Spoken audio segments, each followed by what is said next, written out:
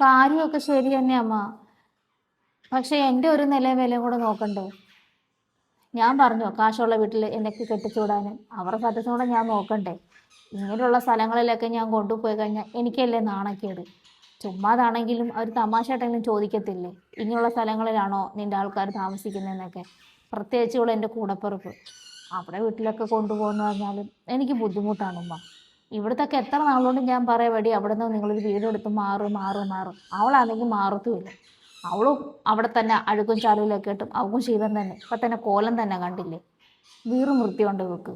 പിന്നെ പറഞ്ഞിട്ട് കാര്യമുണ്ട്, എനിക്ക് ബുദ്ധിമുട്ടമ്മ. അവരുടെ ബന്ധുക്കാരുടെ വീട്ടിലൊക്കെ പോയിട്ട് എൻ്റെ കണ്ണ് തള്ളിപ്പോയതേ ഉള്ളൂ.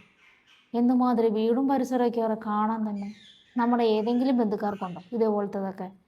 എനിക്കിപ്പോൾ ഓരോരുത്തരുടെ വീട്ടിൽ പോകാൻ തന്നെ എനിക്ക് മടിയാണ്.